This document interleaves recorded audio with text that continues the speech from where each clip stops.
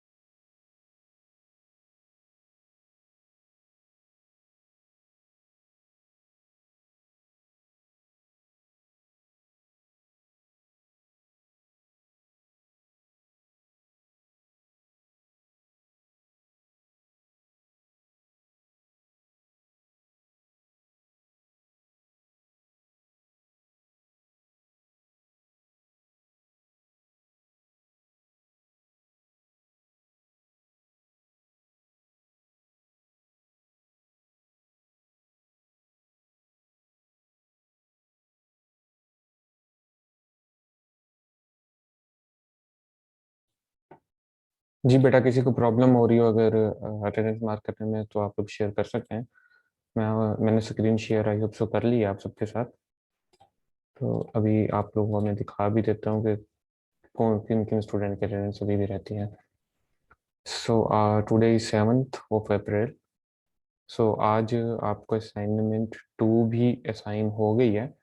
The deadline is 15th of April 11 PM on LMS। PDF के अंदर आपने इसकी सबमिशन करानी है। देयर इज एन एरर, तो मैं इसको थोड़ा चेक कर लेता हूँ। PDS लिखा हुआ है तो यहाँ पे PDF आएगा। ठीक है। So,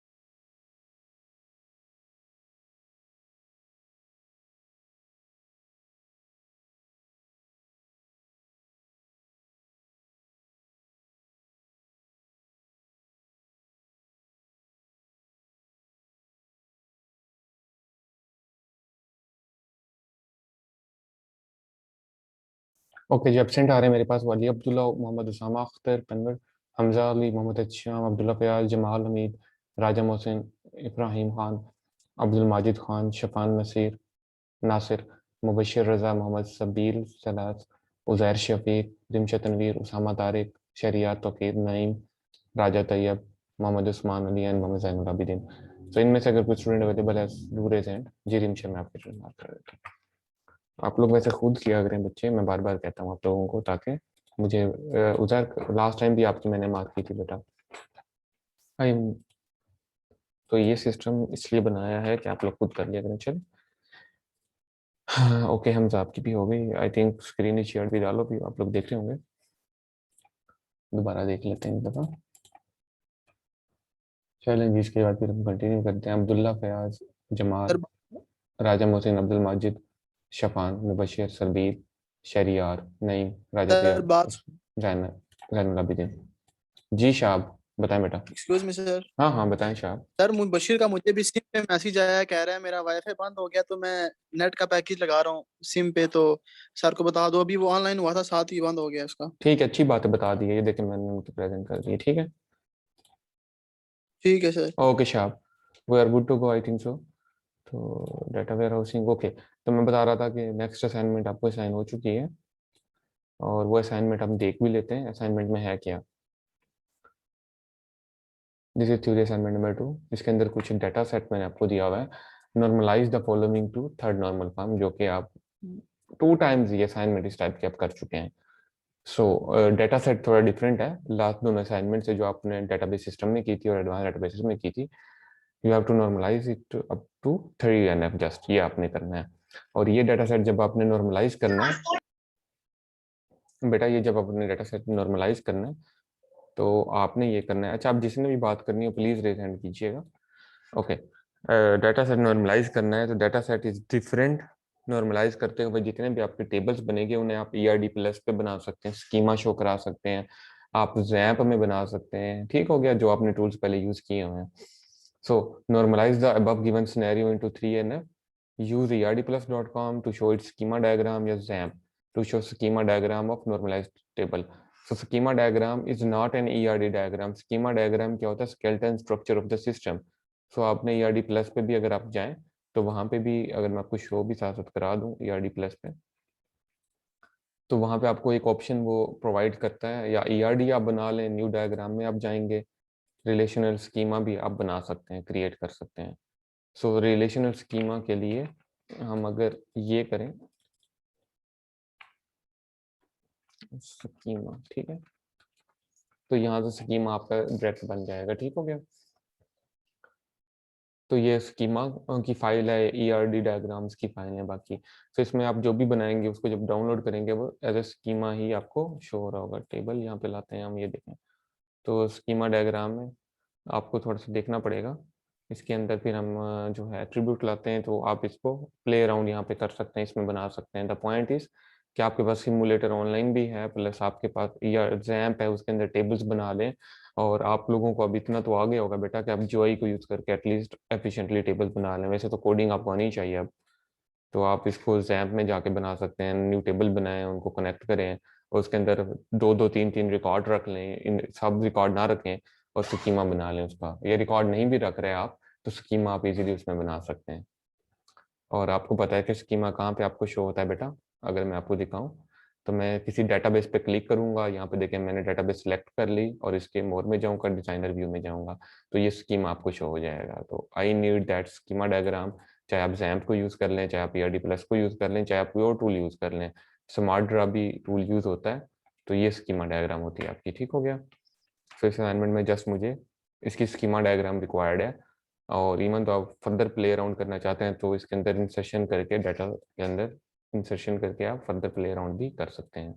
so that's it. ये बहुत ही सिंपल और आसान सी असाइनमेंट है, just to review your main concept of normalization, जो कि यूज होंगे आपके स्कीमा डायग्राम के अंदर। Okay, we are good to go. Today the topic of our discussion will be the denormalization, ठीक हो गया। In data warehouse denormalization होती क्या है, करते क्यों हैं, इट्स इश्यूज। सो आपने देखा हमारे पास जो था OLTP सिस्टम में, जो हमारे पास मॉडलिंग थी वो बेसिकली ERD हम बनाते हैं उसमें, और हम कॉन्सेप्चुअल मॉडल, लॉजिकल मॉडलिंग करते हैं। बट इन डिन मॉडल, डायमेंशनल मॉडलिंग, हम कौन से स्कीमास बनाते हैं? हम स्टार स्कीमा बनाते हैं, हम स्नोफ्लैक बनाते हैं, हम कॉन्स्टिलेशन या गैलेक्सी, या ये जो आपने 3 स्कीमास को डिस्कस हमने किया था हमने लास्ट क्लासेस के अंदर। सो डीनॉर्मलाइजेशन हम करते क्यों हैं? Number one point is why we do denormalization. Basically OLAP systems के अंदर हमें जस्ट इनसाइट्स रिक्वायर्ड होती हैं, just to filter down, to cut down the joining queries, the sub queries. हम जितना ज्यादा सब क्यूरीज और ज्वाइनिंग क्यूरीज लगाएंगे उतना हमारा सिस्टम स्लो हो सकता है, होता है। तो दैट इज वाई हम क्या करते हैं, डीनॉर्मलाइज कर देते हैं, क्योंकि आपको भी पता है जब हम OLTP सिस्टम में से डाटा वेयर हाउस में डाटा सेट लेके जाते हैं तो कम लेके जाते हैं, सारा नहीं लेके जाते, क्लीन करके लेके जाते हैं। फिर हम जब डाटा मार्ट बनाते हैं, मजीद हम अपना डाटा सेट उस डाटा मार्ट के अंदर मजीद कट डाउन कर देते हैं, कम कर देते हैं। फिर हम जब डाटा मार्ट से आगे इनसाइट्स लाएंगे तो एफिशिएंटली बेसिकली वो इनसाइट्स आगे मिलनी चाहिए। तो इतना इकोसिस्टम बिल्ड करने का मकसद ही यही था। सो हम क्या करते हैं, जब हम डाटा वेयर हाउस में डाटा लेके जाते हैं तो हम नॉर्मलाइज करके लेके जाते हैं। फिर हम जब वहां से आगे लेके जाते हैं अपने डाटा मार्ट्स के अंदर या वो लैब के अंदर, तो हम क्या करते हैं, उसको फिर डीनॉर्मलाइज कर देते हैं। जी मोहम्मद ने मैसेज किया है, हजामा ताहिर, हमजा ताहिर। हमजा आप इस क्लास में हैं?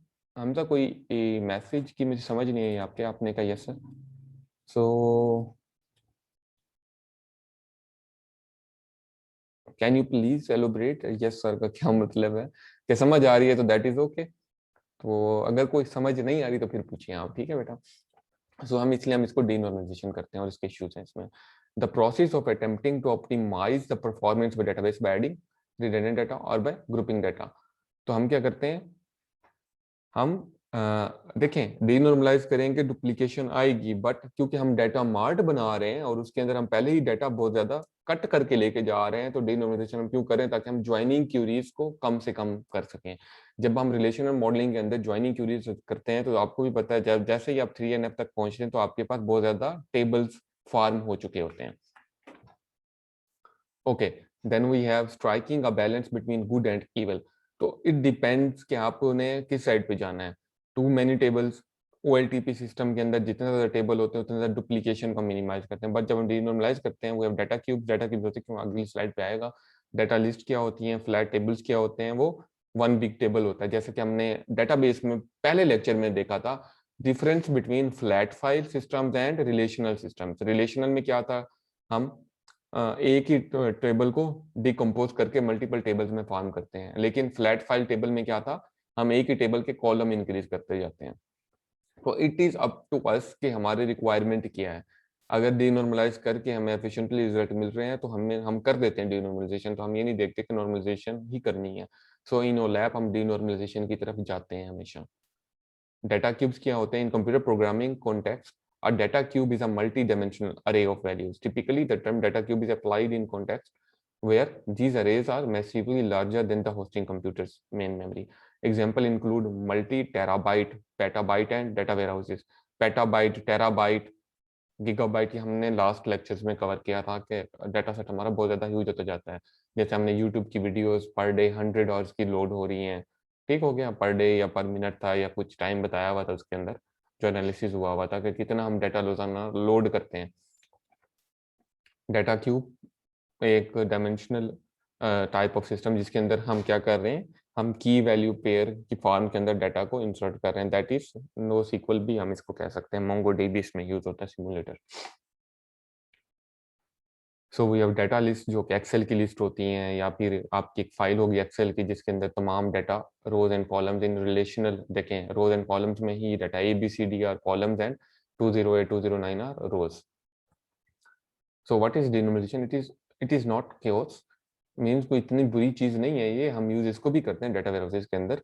More like a controlled crash with the aim of performance enhancement without loss of information। तो information भी loss ना हो और हम अपनी performance को भी enhance कर लें by minimizing the joining and subqueries। Denormalization comes in many flavors such as combining tables, splitting tables, adding data extra, but all done very carefully। अभी आगे हम इन डिटेल देखेंगे combining tables, splitting tables, adding data में क्या क्या चीजें हैं। Why denormalization in DSS? DSS is decision support system। तो बेसिकली हम कोई एनालिटिकल प्रोसेसिंग कर रहे हैं, किसी डिसीजन करने में हमें ये हेल्प आउट करेगा, इनसाइट्स जो हम जनरेट करेंगे। Bringing close disparate but related data items are generally, DSS are generally defined as the class of warehouse system that deals with solving a semi-structured problems. Query performance in decision support system significantly dependent on physical data models. The level of denormalization should be carefully considered. Denormalization specifically improves performance by either reducing the number of tables and hence the reliance on joins, which consequently speed up performance. ठीक हो गया, ताकि हम joints पे रिलायंस ना करें और इसको रिड्यूस करते हैं। इसीलिए हम by doing denormalization reducing the number of joints required during query execution। तो जब भी आप सिलेक्ट करेंगे किसी भी वैल्यू को आउटपुट में लाएंगे तो ज्वाइनिंग के अंदर आपको पता है तमाम tables join by via value होने चाहिए। सो फिर हम ही मीन्स टेबल को रिलेटेबल डेटा को हम कॉल करा सकते हैं। Carefully do a cost benefit analysis, frequency of use, additional storage, join time. हमने इन तीनों को केयरफुली एनालाइज करना है कि हम कितना फ्रीक्वेंटली कुछ स्पेसिफिक इनसाइट्स के लिए कुछ स्पेसिफिक डाटा सेट को कॉल करा रहे हैं अपने डाटा मार्ट में से या डाटा वेयरहाउस में से। एडिशनल स्टोरेज हमारे पास कितना है, अगर हम डिनॉर्मलाइजेशन की तरफ जाते हैं तो क्या हमारे पास इतना स्टोरेज है कि जो रिडंडेंट डाटा होगा हम उससे कॉप अप कर पाएंगे। एंड ज्वाइन टाइम, हमें किसी क्यूरी को जब भी हम ज्वाइनिंग करा दें क्या हम बहुत ज़्यादा स्लो तो नहीं हो गया सिस्टम, तो ये चीज़ें हम देख के फिर डिनॉर्मलाइजेशन को की तरफ जाते हैं, देखते हुए जाते हैं। Do a data requirement and storage analysis, when in doubt don't denormalise. अगर इन पॉइंट्स में से कोई भी आप डाउटफुल हैं तो आप बाद में नहीं करेंगे डिनॉर्मल, मीन्स कि सब कुछ ओके है विद नॉर्मलाइज टेबल, तो हमें कोई ज़रूरत नहीं है उसको डिनॉर्मलाइज करने की। Areas candidate for denormalisation, aggregation and complicated calculations. जब हम एग्रीगेशंस करते हैं सम एवरेज तो एंड कॉम्प्लिकेटेड कैलकुलेशंस मीन हम काफ़ी सारे कैलकुलेशंस करके कोई रिजल्ट गेन करना चाहते हैं तो डिनॉर्मलाइजेशन फिर उस सिनेरियो में भी कर रहे होते हैं। Multi dimensional analysis in complex hierarchy, geography is a good example of multi dimensional hierarchy. For example province, division, district, city and zone, इनका हम डाटा लाना चाहते हैं और कोई ज्योग्राफी के लिए को एरिया से लाना चाहते हैं तो कॉम्प्लेक्स होता जा रहा है हमारा hierarchy of the query। Basic design decision about the selection of dimension, the number of dimensions to be used and what facts to aggregate will affect database size and query performance। So हमने क्या aggregate हम कर रहे हैं, हम dimension कौन सी use कर रहे हैं, मीन्स हम बेसिकली क्या मॉडल यूज कर रहे हैं और उसके अंदर हमारे पास कितने फैक्ट एंड डिम टेबल्स हैं, एंड हेल्पर टेबल भी हो सकता है। फास्ट एग्रीगेट सम एवरेज एक्स्ट्रा जो भी हम एग्रीगेट के फंक्शन यूज करें थे, वो लैब फंक्शन जो हम पढ़ेंगे इन फ्यूचर आने वाले लेक्चर्स में कि वो लैब फंक्शन होते कौन कौन से। Results and complicated calculations, few update but many join queries. Updates कुछ हो रही हैं बट ज्वाइन क्यूरीज बहुत ज्यादा हम यूज कर रहे हैं तो ये बहुत ज्यादा स्लो डाउन कर सकता है, हमारी हमारी परफॉर्मेंस पे अफेक्ट कर सकती है चीज। Denormalisation will ultimately affect the database size and query performance. जैसे ही आप डिनॉर्मलाइजेशन करेंगे तो वो अफेक्ट करेगा डेटाबेस के साइज को इन नेगेटिव, बट क्यूरी परफॉर्मेंस हमें मिलेगी। मीन्स हमारे पास डुप्लीकेटेड डाटा होगा तो साइज हमें ज्यादा रिक्वायर्ड होगा। As we have discussed in our last slide, we have to carefully do a cost benefit analysis on this three main term, data frequency of use, कितना frequency उसको use कर रहे हैं क्यूरी को, और आउटपुट में कुछ रिजल्ट्स ला रहे हैं, एडिशनल स्टोरेज हमारे पास कितना है, और ज्वाइन टाइम हमें कितना लग रहा है किसी भी क्यूरी को, तो फिर हम जाके डिनॉर्मलाइजेशन की तरफ मूव ऑन करते हैं। Then we have 5 principles of denormalization technique. One is collapsing tables, splitting tables, pre-joining, adding a redundant column, and derived attributes। तो इंशाल्लाह इसको थोड़ा सा देख लेते हैं ताकि हमारे पास टोटल स्लाइड इसको फिर हम डिवाइड कर देते हैं ताकि आपको समझ भी आए चीज़ें। वो है 53 स्लाइड, दैट मीन्स हम 25 तक कभी कर लेते हैं फिर कवर, एंड देन आगे फिर हम कंटिन्यू करेंगे नेक्स्ट लेक्चर में। तो बताने का मकसद ये है कि ये केओस नहीं है, कोई नेगेटिव चीज़ नहीं है डिनॉर्मलाइज करना, बट डेटा वेयर हाउसेज में हम कब डिनॉर्मलाइज करते हैं, जब हमें ओलैप क्यूरीज हम कर रहे होते हैं और ज्वाइंस हमने बहुत ज़्यादा लगाए होते हैं ड्यू टू नॉर्मलाइज टेबल्स, तब हम डिनॉर्मलाइजेशन की तरफ चले जाते हैं फिर। बट हैविंग सेड दैट कि हमारे पास स्टोरेज कितना है, स्टोरेज का तो कोई प्रॉब्लम नहीं, अगर स्टोरेज का प्रॉब्लम है तो फिर भी हम डिनॉर्मलाइजेशन की तरफ नहीं जाते हैं। ओके जी, 5 principles of denormalization technique। One is collapsing table, two entities with one-to-one relationship। ये कोई नई टर्म आ रही है या पहले कभी सुनी हुई है बेटा? ये कोई बताएगा क्लास में से? थोड़ा सा अब आप भी इनपुट दें। Two entities with one to one type of relationship, तो हम क्या करेंगे, डिनॉर्मलाइजेशन की तरफ चले जाएंगे, उन दो एंटिटीज को एक एंटिटी में ले जाएंगे। जी Khizar, Naveed Satti, one to one type of relationship क्या होता है बेटा?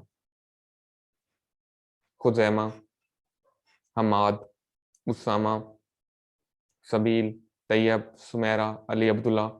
What is one to one type of relationship? जी उसामा सुल्तान प्लीज। सर आपने मेरा नाम लिया था पहले, उसामा, ये दूसरा उसामा था। मुझे बस पता नहीं नजर आया था, जो भी लिस्ट में पहले 5-6 नेम आ रहे थे उनका नाम लिया था। आप असल बता दें वन कोई। टू वन पे मतलब जो जैसे एक एंटिटी एक ही होल्ड कर सकती है रिलेशनशिप उसके साथ, यानी जैसे हम एक, हमारा जो आईडी कार्ड है वो भी एक ही होता है, तो ये एक वन टू वन रिलेशनशिप है। अच्छा ठीक हो गया, फाइन, आपने ठीक दिया, लेकिन एग्जांपल में थोड़ा सा आप आईडी कार्ड की एग्जांपल नहीं हो सकती, एंटिटी डिफरेंट हो सकती है। वन टू वन ठीक ऐसे ही होती है। जी सुहेल आप बताएं, इसमें ऐड ऑन करना चाहें तो प्लीज।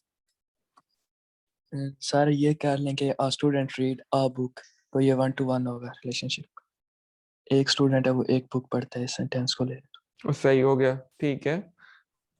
तो सिनेरियो देखना पड़ेगा कि वो एक बुक ही पढ़ेगा या मैं नहीं, वो बाद में आपको पता डिफरेंट है, तो हम चले, वो लेकिन आपको आइडिया है कि वन टू वन क्या होता है।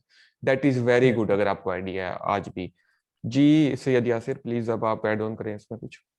अस्सलाम वालेकुम सर। सर वालेकुम जैसे सलाम। एक टीचर एक कोर्स पढ़ाता है सर एक क्लास में। Very good, very good.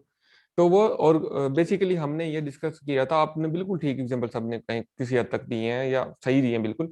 और ये फिर बाद में वो सिनेरियो स्पेसिफिक भी चीजें हो जाती हैं काफी सारी इन टर्मिनोलॉजीज के अंदर। सो बिल्कुल ठीक बताया। और मैंने जो एग्जांपल आपको डेटाबेस सिस्टम में दी थी वो ये दी थी, an employee can park a car in at most या only one and one parking place.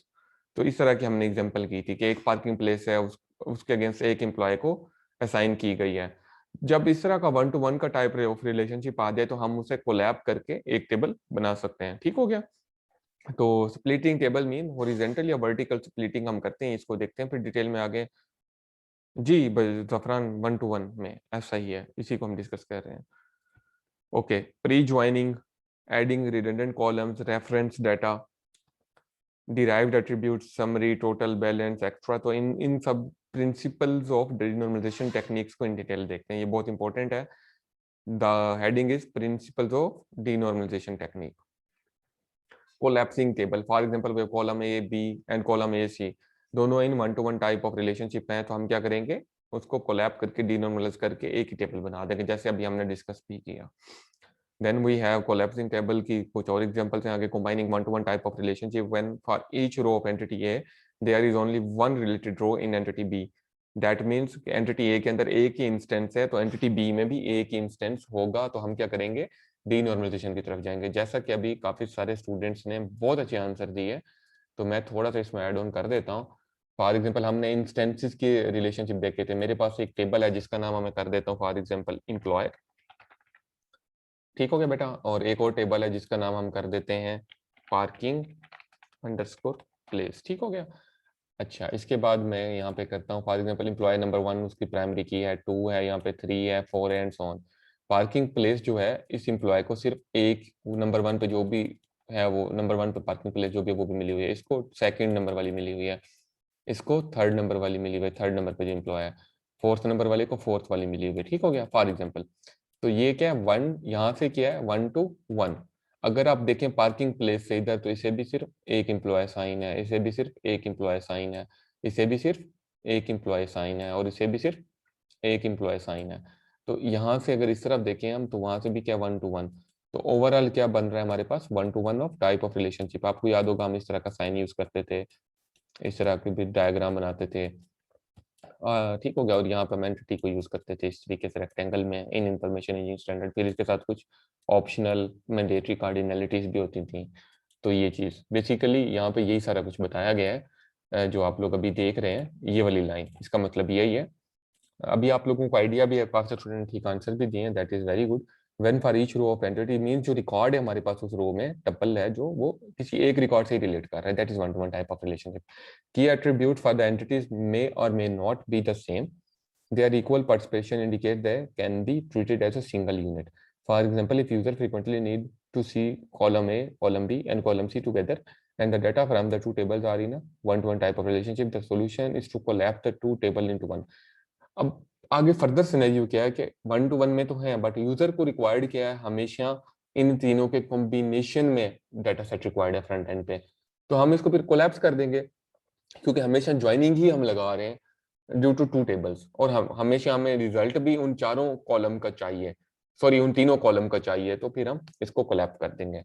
I think so this is very crystal and clear to all of you. कोई question है तो आप पूछ सकते हैं यहाँ तक। तो ये बहुत मेजर कॉन्सेप्ट है कि हम कब कब डिनॉर्मलाइजेशन करते हैं, उसकी टेक्निक कौन सी है, हमें पता कैसे चलेगा कि अब हमने डिनॉर्मलाइजेशन करना है या नहीं करना। कुछ हमने कॉन्सेप्ट पहले देखे कि स्पेस हमारे पास हो, प्री रिक्विजिट कॉन्सेप्ट है वो सारे, फिर उसके बाद हमने देखना है कि कौन सा सिनेरियो है जिसे हम डिनॉर्मलाइज कर सकते हैं। उसके अंदर सबसे पहले कोलैप्सिंग टेबल इन जो कि 1-to-1 टाइप ऑफ रिलेशनशिप है। देन इसके कुछ एडवांटेजेस हैं जिसके अंदर हमारे पास रिड्यूस स्टोरेज स्पेस है, reduce amount of time for data update है, reduce number of foreign keys on tables. अच्छा, अब आप हैरान होंगे रिड्यूस स्टोरेज स्पेस कैसे है 1-to-1 में? क्यों बेटा, कुछ हैरानी हुई है? क्यों है यहाँ पे रिड्यूस स्टोरेज स्पेस, इंक्रीज क्यों नहीं हो रही? एनीवन फ्रॉम क्लास इस बताएंगे थोड़ा लॉजिकली क्यों डिक्रीज हो रही स्टोरेज स्पेस हमारी? जी उसामा सुल्तान प्लीज, मैं आपका अनम्यूट का ऑप्शन देता हूँ। सर क्योंकि नंबर ऑफ टेबल्स डिक्रीज हो गई हैं। नंबर ऑफ टेबल डिक्रीज भी हो रहे हैं, और देखिए ना फॉरेन की नहीं रिपीट हो रही बार बार। जब हम जाएंगे इन 1-to-1 टाइप ऑफ रिलेशनशिप में क्या होगा, हमारे पास जो है फॉरेन की जो रिपीट हो रही थी, फॉर एग्जांपल टेबल 1 ये है, टेबल 2 ये है, यहाँ पे इसकी यहाँ पे फिर फॉरेन की आ रही है 1-1, फिर 2 के साथ यहाँ पे आ रही है 1-1 दोबारा, या 2-1 आ रही है, फॉरेन की बार बार आ रही है, तो स्पेस रिड्यूस हो गई क्योंकि ये रिपीट नहीं होगी जब हम इसको एक ही टेबल में ले जाएंगे। ठीक है, तो ये इसकी बेसिक रीजन है। ठीक है, reduce amount of time for update, data update, सारी चीजें क्या हो रही हैं, रिड्यूस हो रही हैं। इंडेक्सेस क्या हैं, प्राइमरी की भी हम कम बना रहे हैं, फॉरेन की भी नहीं बना रहे हैं, तो इंडेक्सेस की स्पेस भी कम हो रही है, तो सब कुछ ही हम डिक्रीज कर रहे हैं, तो दैट इज वाई ये इसके सारे एडवांटेजेस हैं। Number 2 is splitting table. Earlier technique combined table to avoid doing runtime joins by decreasing the number of tables. Denormalization can be used to create more tables by splitting a relation into multiple tables. Both horizontal and vertical splitting and their combination are possible. This form of denormalization is especially common for the distributed decision support system environment. देखते हैं in detail में तो आपको मजीद clear idea होगा example के साथ आगे। For example we have table A, table number 1 that has column A B C. Then we have vertical split, that is column A B column A C. हमने इसको वर्टिकली स्प्लिट कर दिया column wise, लेकिन अगर आप horizontal split देखें नीचे तो इसमें हम कैसे कर रहे हैं, column A B C then again column A B C, हम इसको हॉरिजॉन्टली स्प्लिट कर रहे हैं। पहले हमारे पास यहाँ पर रिकॉर्ड थे 1 2 3 4 6 रिकॉर्ड थे, तो अब हमने इसको क्या किया 3 3 में स्प्लिट कर दिया। बेसिकली हमने क्या डिस्ट्रीब्यूट कर दिया रिकॉर्ड वाइज टेबल्स को। So we have 2 types of splitting, one is vertical जिसमें हम कॉलम वाइज कर देते हैं, सेकंड इज हॉरिजॉन्टल जिसमें हम रो वाइज स्प्लिट कर देते हैं। अगर आप में से किसी को भी याद होगा जो हमारा आर्किटेक्चर था, जो हमने last time software hardware architecture discuss किया था टेराडाटा का, उसके अंदर हमने देखा था कुछ कॉन्सेप्ट हमने देखे थे, उसके अंदर क्या वर्टिकल स्प्लिटिंग हमने देखी थी या हॉरिजॉन्टल देखी थी। एम्प था उसके अंदर, आपको स्पार्सिंग वो एक इंजन था, देन एम्प था, नोड्स थे, इसके अलावा हमने एंड में वर्चुअल डिस्क वी डिस्क हमने देखी थी। तो उसके अंदर हमने कौन सी स्प्लिटिंग देखी थी जिसके अंदर वो मींस के एट अ टाइम क्यूरीज को डिस्ट्रीब्यूट करके इवैल्यूएशन हो रही थी, स्टोरेज ऑफ डाटा हो रहा था। याद है किसी को लास्ट क्लासेस में हमने देखा था the architecture of Teradata, soft hardware architecture जो था हमारा।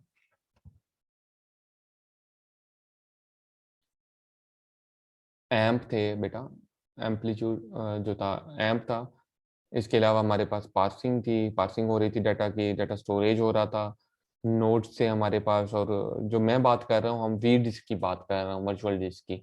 तो उसके अंदर किस टाइप की स्प्लिटिंग आपने देखी थी, और 6 रोज का मुझे याद है हमने एग्जांपल भी देखी थी कि 6 रोज को वो कैसे डिस्ट्रीब्यूट करके डिस्ट्रीब्यूटेड कंप्यूटेशन यूज कर मींस यूज कर रहा था मेथोडोलॉजी। वो वर्टिकल था या हॉरिजॉन्टल था? सब सो गए हैं क्या आप?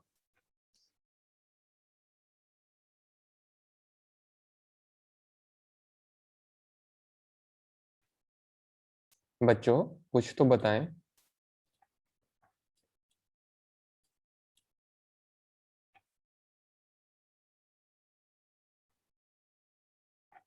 Okay I have received Yes, sir. Vertical था, ठीक हो गया। Fatima Kamran side vertical, and इसके अलावा Sir, vertically. वर्टिकली। अच्छा मैं कहता हूँ हॉरिजॉन्टल था बेटा। उसमें वर्टिकल स्प्लिट कर ही नहीं रहे थे, हॉरिजॉन्टल स्प्लिटिंग थी बच्चों, वर्टिकल नहीं थी। हम लोगों के पास 6 रोज थी, उन्हें हम डिवाइड कर रहे थे। 1 2 3 हमने रोज एक टेबल में रख दी, एक वी डिस्क में रख दी, और 1 2 3 रोज हमने 3 4 5 6 हमने दूसरे वी डिस्क में रखी थी। 3 या 4 वी डिस्क की उसमें एग्जांपल दी हुई थी, अगर याद आ रहा हो कुछ आपको। याद आया कुछ जो एग्जांपल मैंने रिपीट किया आप लोगों के साथ? हॉरिजॉन्टल स्प्लिटिंग थी बच्चे, वर्टिकल नहीं थी वो। Are we clear on that splitting question? Yes, sir. ठीक हो गया, so we are good to continue.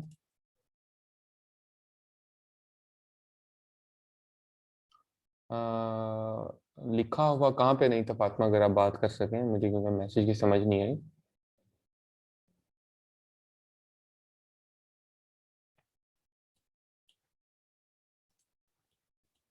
Fatima Kamran, अगर आप बात कर सकें।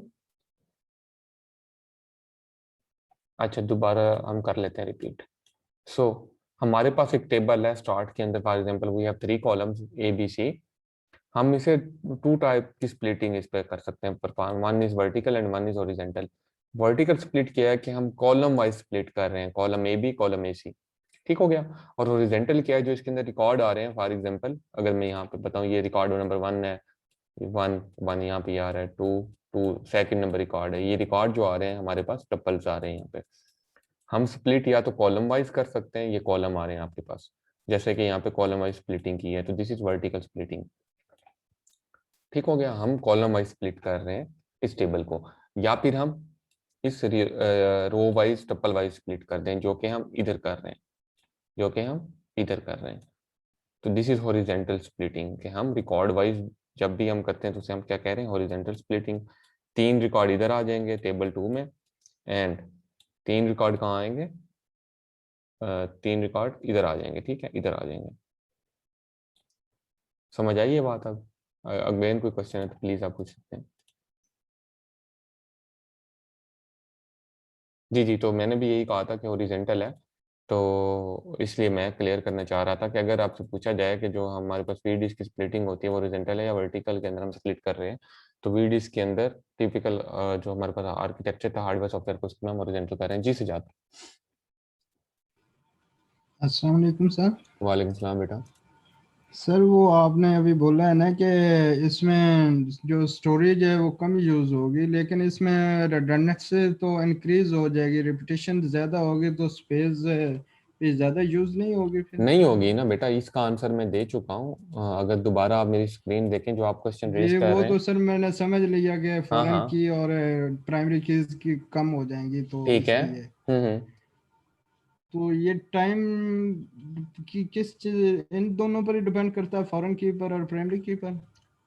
टाइम नहीं डिपेंड करता, ज्वाइन हम लगाएंगे ना। अब देखें, आपने उसको 3 टेबल में डिवाइड कर दिया फॉर एग्जांपल, तो अब आप आगे आपने सिनेरियो पूरा जी देखे सर। ना, आगे आपको ये भी बताया हुआ है। मैं दोबारा उसी पे जाता हूँ, यहाँ पे हमारे पास ये था। अब ये जरा गौर से देखें आप सजाद, ये वाली चीज, एक सेकेंड, ये वाली, for example if user frequently need to see column A B C, अगर यूजर हमेशा ही 100 में से 99% इन तीनों को डाटा कॉल करा रहा है फ्रंट एंड के ऊपर फॉर इवेल्युएशन या इनसाइट्स जी पर्पस, तो इसका मतलब है कि वो एक ज्वाइन यूज कर रहा है हमेशा। तो वो टाइम भी माइनस करने के लिए जी जो सर। ज्वाइन लेगा क्यूरी को एग्जीक्यूट करते हुए, तो हम इनको कंबाइन कर देते हैं, कोलैब कर देते हैं। Okay sir. तो आगे एग्जांपल ये है इसकी बेसिकली, कि कोलैब करेंगे 1 to 1 में, और कब करेंगे, जब हमें ज्यादातर रिक्वायर्ड उन तीनों का रिजल्ट सेट होगा फ्रंट एंड पे। Okay sir. ओके, समझ आइए बेटा। ये चीज मैंने इसलिए जी सर। पहले भी जरा जी इस पे मैंने आप कह लें कि तवज्जो दिलाओ, नोटिस दे के समझाया था कि ये सिनेरियो है बेसिकली हमारा, जैसे एग्जांपल में बताया हुआ है, तब ओके हम सर। सर कोलैब कर ये रहे हैं। सिनेरियो पर बेस करेगा टाइम जी वो जी बिल्कुल, स्टोरेज? डीनॉर्मलाइजेशन हमेशा सिनेरियो पे ही बेस कर रही है। हमारे पास ओके इस तरह सर। का सिनेरियो होगा तो डीनॉर्मलाइज करेंगे, और उसका भी प्रीरिक्विजिट देखेंगे कि हमारे पास क्या स्टोरेज स्पेस है, क्या ज्वाइनिंग ज्यादा यूज हो रही है। अगर ऐसा सिनेरियो तो इसमें ज्वाइनिंग ज्यादा यूज हो रही है, इसलिए हम जा रहे हैं डीनॉर्मलाइजेशन की तरफ। Okay sir, thank you. हमेशा नहीं कर देंगे, सिनेरियो स्पेसिफिक, वो बहुत ध्यान से करेंगे और शुरू में बताया हुआ है कि हमेशा भी नहीं करेंगे और बहुत इसको देख के करेंगे, अगर कंफ्यूजन है तो नहीं करेंगे। Okay sir, thank you sir. लेकिन ये यूज होती है जो मैं आपको बता रहा हूँ, किस किस सिनेरियो में यूज हो सकती है वो अब हम देख रहे हैं, और किस किस टाइप की डीनॉर्मलाइजेशन हो सकती है, जैसा कि मैंने आपको शुरू में बताया अभी यहाँ पे अगर आप देखें। हाँ, कि क्या प्रिंसिपल्स हैं, टेक्निक्स हैं जिससे हम डीनॉर्मलाइज कर सकते हैं। कोलैप्सिंग है, और कोलैप्सिंग को फिर फर्दर हमने देखा। Then we have splitting tables. Earlier techniques combine tables to avoid doing run time joins by decreasing the number of tables. Earlier technique क्या थी, हम बेसिकली ज्वाइन को डिक्रीज करके हम परफॉर्मेंस को एनहांस कर रहे थे। बट ये वाली टेक्निक क्या, जो अभी हम देख रहे हैं, denormalization can be used to create more tables by splitting a relation into multiple tables. अब ये देखिए नॉर्मलाइज्ड टेबल था फॉर एग्जांपल ये वाला, तो हमने इसको जी स्प्लिट सर। किया वर्टिकली या हॉरिजेंटली, मतलब सर नॉर्मलाइज था। पहले जी सर, दोनों में हमने कर दिया ना, स्प्लिट वर्टिकली भी और दोनों में कर सकते हॉरिजॉन्टल। हैं, ये बताया गया दोनों में कर सकते हैं। इवन तो हमारा जो टेरा जी डाटा सर, का आर्किटेक्चर है वो हॉरिजॉन्टल स्प्लिट हुआ हुआ है, बी हॉरिजॉन्टली। डिस्क, बिल्कुल जी बिल्कुल सर। ठीक है। Denormalization can be used to create more tables, तो इसे भी हम डीनॉर्मलाइजेशन ही कह रहे हैं। दिस हो तो ज्यादा टेबल बन रहे हैं लेकिन नॉर्मलाइजेशन नहीं हो रही, डीनॉर्मलाइजेशन हो रही है। जी sir. Both horizontal and vertical splitting and their combination are possible. This form of denormalization is especially common for a जब भी distributed decision support system है, environment होगी तो क्या होगा, इस टाइप की splitting होगी, जैसा कि मैंने आपको बताया Teradata का आर्किटेक्चर हॉरिजेंटली स्प्लिट होता है। देन हॉरिजेंटल स्प्लिट किया है, और गोल क्या है इसका, ये बहुत इंपॉर्टेंट है। तो मेरे पास अभी 1 मिनट से कम रह चुका है तकरीबन, तो मैं दोबारा कॉल करता हूँ आपको, और we are good to continue from horizontal splitting. ठीक हो गया बेटा? तो इसके बाद हमारे पास जो हैं, मैं देख लेता हूँ हम अभी तक कवर कितनी स्लाइड्स कर ली हैं, 20 तक हो गई हैं। तो हॉरिजेंटल स्प्लिट देख लेते हैं, प्री ज्वाइनिंग देख लेते हैं, और इन टेक्निक्स को देख लेते हैं थोड़ा, फिर हम लोग जो हैं इश्यूज से ऑफ डीनॉर्मलाइजेशन यहाँ से फिर अगली क्लास में कवर करेंगे नेक्स्ट वीक। ठीक हो गया बच्चों? मैं बस कॉल एंड करके पानी पी के तो हम लोग शुरू करेंगे नेक्स्ट सेशन अपना, ताकि हम यहाँ तक कवर कर लें आफ्टर 5। अभी 1:25 है, तो 1:35 पे मैं कॉल करूँगा। ठीक हो गया? ओके स्टूडेंट्स, अगर ओके बता सर। दें आप। ठीक है बेटा, अल्लाह हाफिज़। अभी फिर 1:35 पे मैं दोबारा कॉल करता हूँ।